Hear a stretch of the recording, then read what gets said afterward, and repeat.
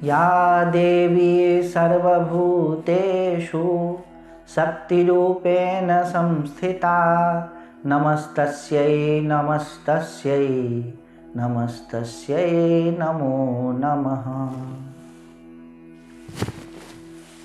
नमस्कार।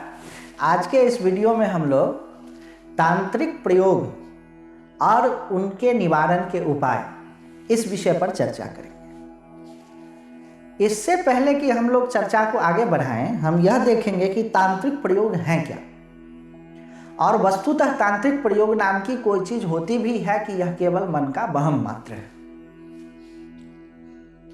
तो इसको ऐसे समझें कि आप यह देखें कि मन की कोई शक्ति होती है कि नहीं। आपके मन में अगर आप सकारात्मक सोचते हैं तो आपके साथ में सकारात्मक घटता है कि नहीं घटता है, और अगर आप नकारात्मक सोचते हैं तो आपके साथ में नकारात्मक घटता है कि नहीं घटता है। पूरे दुनिया में आज सभी लोग एक मत से इस बात को मानते हैं कि मन की शक्तियों के द्वारा आप अपने बारे में अगर सकारात्मक सोचते हैं तो आपका स्वास्थ्य, आपका शरीर, आपके आसपास की घटनाएं सकारात्मक होने लगती है, और अगर आप नकारात्मक सोचते हैं तो आपका स्वास्थ्य, आपका शरीर, आपके आसपास की घटनाएं नकारात्मक होने लगती है।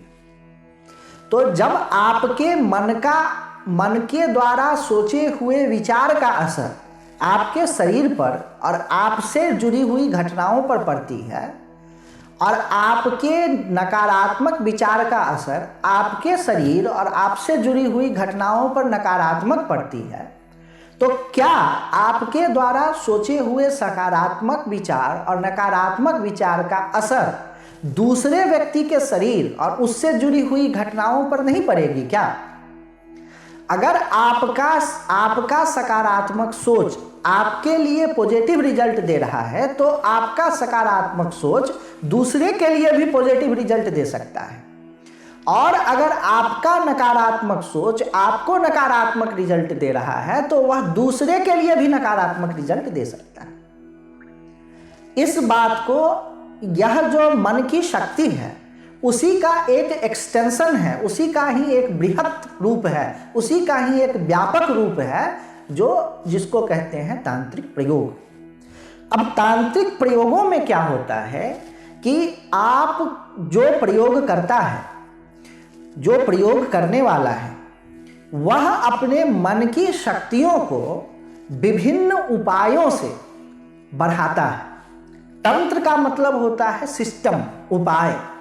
तो जो प्रयोग करता है, जो प्रयोग करने वाला है, वह विभिन्न उपायों से, विभिन्न सिस्टम्स के द्वारा अपने मन की शक्ति को बढ़ाता है, और उस बढ़ी हुई मन की शक्ति का उपयोग आपके फायदे अथवा आपके नुकसान के लिए करता है।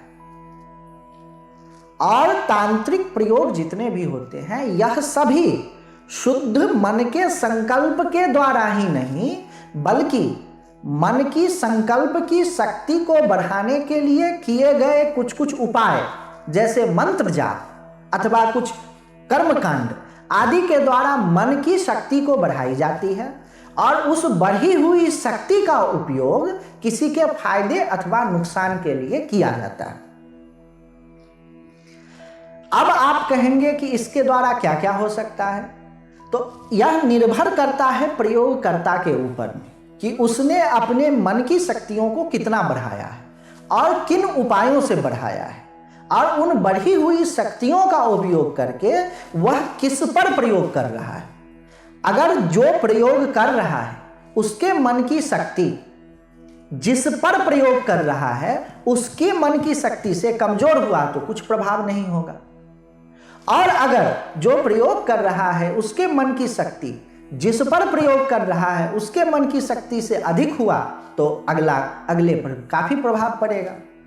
इसी तांत्रिक प्रयोग का एक मैं आपको उदाहरण बता रहा हूं। महर्षि वशिष्ठ और विश्वामित्र में एक बार झगड़ा हो गया, और महर्षि वशिष्ठ जो हैं वह शांत बैठे रहे, और विश्वामित्र जी ने अपने पास के जितने भी उनके पास में प्रयोग थे सारे प्रयोग महर्षि वशिष्ठ पर कर दिए। और कहा जाता है कि वह सारे प्रयोग आते थे और महर्षि वशिष्ठ के व्यक्तित्व में समा जाते थे। क्यों? क्योंकि महर्षि वशिष्ठ ब्रह्मनिष्ठ होकर के बैठ गए। तो ऐसा होता है कि किसी व्यक्ति ने प्रयोग किया, लेकिन उसने जिस शक्तियों का उपयोग करके और जितनी मात्रा में शक्तियों का उपयोग करके प्रयोग किया वह अगले की शक्ति से ज़्यादा है, तो प्रयोग असफल हो गया। लेकिन इसका मतलब यह नहीं है कि इस तरह की एनर्जीज होती नहीं और इन एनर्जियों का, इन ऊर्जाओं का उपयोग नहीं होता है। ऐसा मैं इसीलिए बता रहा हूं कि अगर आप इन एनर्जीज के उपयोग को समझेंगे और इस तरह के प्रयोग होते हैं इसको समझेंगे, तो आप अपने जीवन में देखेंगे कि कहीं आपके ऊपर में भी तो कोई इस तरह के प्रयोग हैं नहीं जो आपको सफल होने में, सुखी होने में आपको बाधा डाल रहे हैं। और आप उन प्रयोगों को हटाएंगे और हटाएंगे तब आप महसूस करेंगे कि आपके जीवन में सुख बढ़ गया है, आपके जीवन में सफलता बढ़ गई है और आपके जीवन में शांति बढ़ गई है। तो इसलिए इन प्रयोगों के अस्तित्व को नकार देना कि इस तरह के प्रयोग नहीं होते हैं, इसका मतलब यह हो गया कि आप किसी ऐसे चीज के अस्तित्व को नकार रहे हैं जिसका अगर आप स्वीकृति देते हैं तो उनके द्वारा आप अपने जीवन को और सुखी, शांत और व्यवस्थित बना सकते हैं।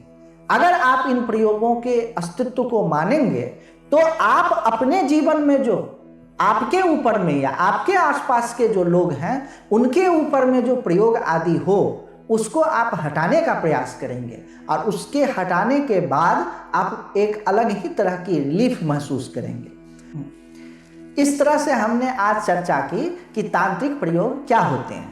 अब इसके निवारण के उपाय क्या हैं यह मैं आपको बता देता हूं कि जो व्यक्ति ऊर्जाओं को समझता है वह यह समझेगा कि किस तरह का प्रयोग हुआ है, किस मात्रा में हुआ है, और उसके निवारण के लिए उसी तरह के विपरीत प्रयोग के द्वारा, उसी तरह के विपरीत ऊर्जाओं का उपयोग करके, चाहे वह अपने मानसिक संकल्प मात्र से हो अथवा कुछ कृत्य करके हो, कुछ सिस्टम करके हो, कुछ तरीका करके हो, उन प्रयोगों को सॉल्व कर सकता है, ठीक कर सकता है। तो इस तरह से आज हमने समझा कि तांत्रिक प्रयोग क्या होते हैं और उनके निवारण का क्या उपाय है। आज बस इतना ही। धन्यवाद।